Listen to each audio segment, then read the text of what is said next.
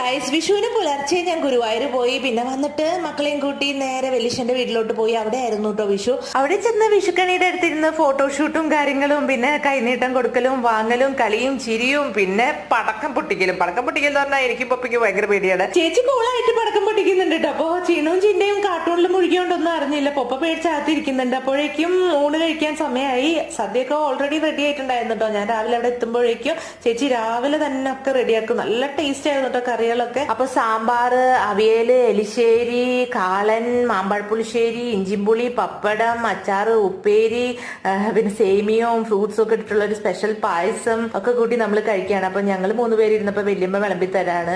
ഇപ്പോഴല്ല, എപ്പോൾ ചെന്നാലും വല്യമ്മ അങ്ങനെയാണ് ഞങ്ങൾക്ക് വിളമ്പിയിട്ടായിരുന്നു കഴിക്കുള്ളൂ. മാമ്പഴപ്പുളിശ്ശേരി എനിക്ക് ഭയങ്കര ഇഷ്ടപ്പെട്ടു കേട്ടോ. അങ്ങനെ ഞങ്ങള് ഭക്ഷണമൊക്കെ കഴിച്ച് റെസ്റ്റ് ചെയ്തു. പിന്നെ ഈവനിങ്ങില് ഉണ്ണിയപ്പവും ചായയൊക്കെ കുടിച്ചു. പിന്നെയും ഫോട്ടോഷൂട്ടിന് ഇറങ്ങി. അപ്പൊ അപ്പു മാങ്ങിക്ക് കല്ലെറിയുന്നുണ്ട്. അപ്പൊ ചേച്ചി ഒരു വടിയെടുത്ത് ഓടിപ്പിക്കുകയാണ്. പുറകെ ഇവര് ഓടാണ്.